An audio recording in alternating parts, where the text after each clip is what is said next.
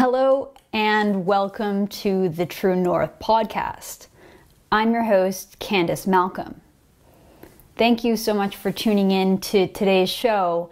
And today I want to talk about something that's been in the news quite a bit recently in Canada, which is the phenomenon of returned foreign fighters.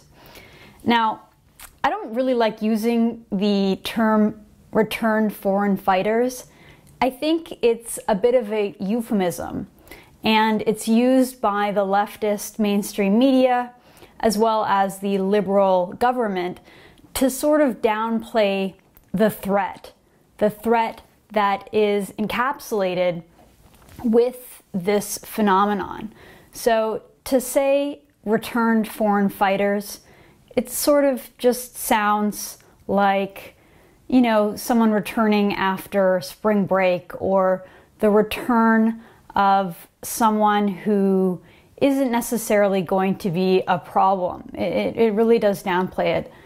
But what we're really talking about here, mostly, is individuals who are either born in Canada and are Canadian citizens. Sometimes they're new Canadians, so immigrants who became Canadian citizens. Sometimes they're just people who have a nexus to Canada, that's what the government says, which are usually individuals who have a relative in Canada. Maybe they have permanent residency status in Canada or a Canadian passport, like a new Canadian, but someone who hasn't lived in Canada for several years. So these are individuals with a nexus to Canada who have traveled to the Middle East or sometimes North Africa to join a terrorist organization, join a militant jihadist group like the Islamic State, like Al-Qaeda or Al-Shabaab, or any one of these Islamist jihadist groups who are destabilizing countries, who are raping and pillaging their way through countries, who are destabilizing, frankly, the entire world and creating a huge national security barriers. These are the Islamic State thugs who kidnapped Yazidi women and sold them into sex slavery. These are the ISIS goons who will throw gays off of rooftops, execute Christians in the most barbaric fashion. These are individuals who go and fight not just in Syria and Iraq, but places like Lebanon, joining Hezbollah and creating a huge amount of uncertainty and instability for countries like Israel, or individuals who have gone to fight in Libya or Mali or any other number of countries who have this Islamist insurgency, these jihadist armies who are fighting and trying to impose their barbaric and extreme and dogmatic version of Islam. So I don't think we should try to paint a rosy picture here when we're talking about foreign fighters. We should really just call them jihadists, because that is essentially what they are. So when it comes to Canada, this has been in the news recently. Last week there was a sort of now infamous exchange in the Canadian House of Commons between Conservative leader Andrew Scheer, who was questioning the Prime Minister, Justin Trudeau, on the number of these returned jihadists who are now back in Canada and what is being done to stop these individuals. A concern that's come out over the last several months is that Canada isn't really doing anything to stop or to jail these individuals who are coming home from war zones. Anyone following the news closely, anyone who's been paying attention to ISIS and their crusade in Syria and Iraq knows that the US-led forces are decimating ISIS. ISIS is being destroyed. They've lost lots of land and lots of ground. Their former stronghold in Mosul was recaptured by this US-led coalition. And so many of the people who had previously left their home in Western countries, places like Canada, the US, Australia, all over Europe, they're now going back home. And in Canada, we don't really have a strategy to combat this phenomenon, to stop these individuals. So Andrew Scheer was asking the Prime Minister about this. You should check out the clip. It's sort of a sad display of Trudeau's disengagement on this topic. He really doesn't have a clue. So his response, he was reading from a piece of paper, and he told the Canadian population that one of the things that he was doing, his government was doing to address this situation, was funding something called the Canada Centre for Community Engagement and Prevention of Violence. So what this essentially is a government-led initiative to counter radicalization. So social programs, social benefits to former ISIS members once they're in Canada, to try to convince them not to be murderous jihadists anymore. Seriously, you couldn't make this stuff up. This is the government's response, is to create a community group to help de-radicalize these people who, for all we know, are maniacal murderers who have tortured and killed and raped to try to advance their twisted idea of an Islamic caliphate. So one of the interesting things that came out in the news last week was an article by Vice. So there's two articles, and I want to juxtapose them together to just show how off base the leftist sort of mainstream media in Canada is when it comes to this terrorist threat. So there's a piece in Vice News Canada, National Security, and the title is "Chill Out About Returned Foreign Fighters, Experts Tell Canadians." And so it goes on to say that unlike in England and France, where they're seeing hundreds of these fighters who traveled to Syria and Iraq to fight with the Islamic State now returning home, Canada should not expect a big influx. And then they start quoting an expert who was on Twitter sort of fuming about this topic. It has a quote. It says, "I think Canadians need to calm the bleep down," tweeted an exasperated Amarnath Amarsingham, a renowned expert on Western foreign fighters at the University of Waterloo. He goes on, quote, "We don't have dozens of highly trained fighters back here. Most are dead. Some women and their kids will definitely come back, and we need to think about how to rehabilitate and reintegrate them."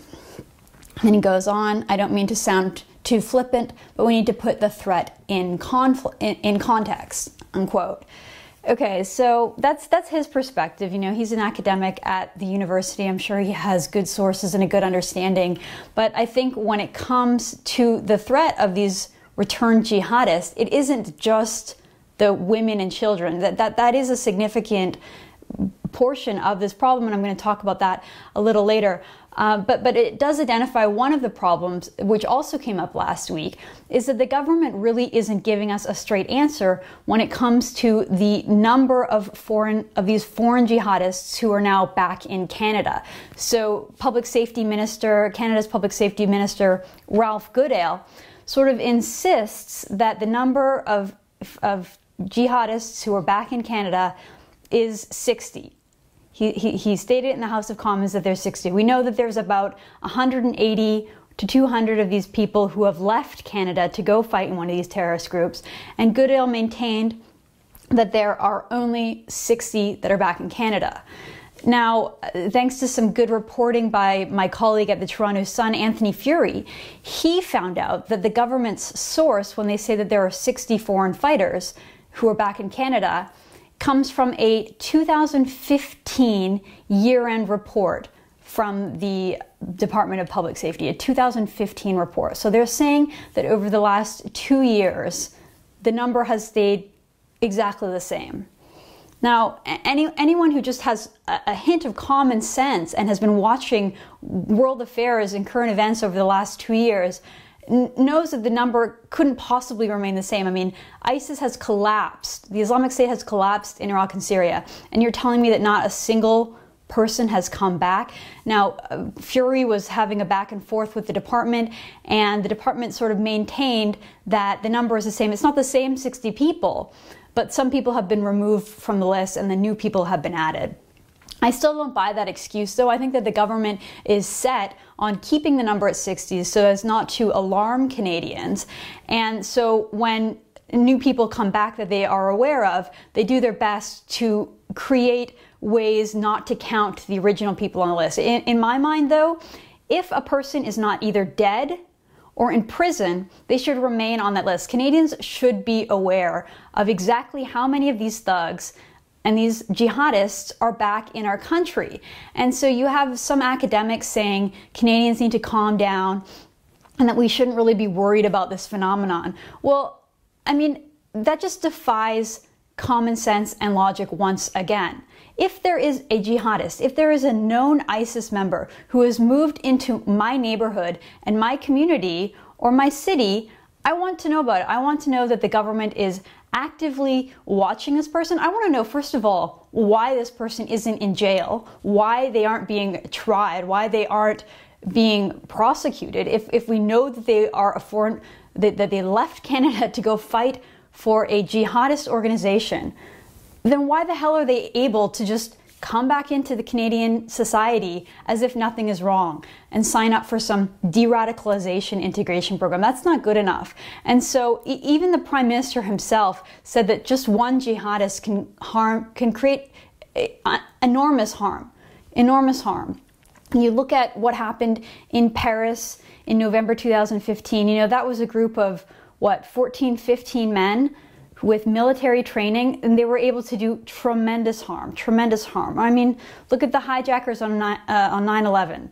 A few individuals who are well trained and who are evil and have an intent to destabilize our society and to mass murder people can cause tremendous harm. And the Canadian government need to do a better job at identifying these individuals and ensuring that they're not able to do harm. Either throw them in prison, charge them, monitor them, whatever you have to do, whatever legally you can do, you need to do a better job of telling Canadians that the problem is being handled and actually handling and addressing the problem. And the Prime Minister talking about reintegration and reading from a script sounding completely clueless in the House of Commons, well, that's not going to go very far in helping to calm Canadians who are nervous about the jihadist threat. So back to this Vice News piece that says that we should chill out, and part of the reason is because many of the returned foreign fighters aren't actually fighters, but they are women and children who do come back. So he's sort of drawing this distinction, saying that you should be worried about the men, but most of the men have been killed over there, and so you shouldn't worry about them. The people who are coming back, they're just women and children, no big deal, right? Well, that's what I wanted to talk about the second piece and juxtapose it with this, because this was in the National Post this morning. It comes from the Washington Post. So no, this isn't a Canadian report. And what this is the title says, ISIS brides returning home and raising the next generation of jihadist martyrs. The plan to use women to launch the Islamic State's next incarceration involves female returnees teaching the glories of the caliphate to their offspring. And this story, I mean, it's remarkable. They interact with a woman who calls herself Zara, who was a member of the Islamic State's all-female brigade. They have a sort of, there are many different roles that women played in ISIS's caliphate. There were the women who were part of the morality police, whose job was to go around these towns, these ISIS-controlled towns in Syria and Iraq, and impose this very strict, very draconian version of Sharia law. And then there was actually an all-female brigade. And there are some photos, some images here. This one here comes from Site Intel. You can see these women. This was posted on Twitter back in March 2015. Here's another one. I mean, these women are fighters. And so as the caliphate is being destroyed in Syria and Iran, their caliphate, their Islamic sort of idea of the perfect Islamic society, which is the Islamic State, they call it their caliphate.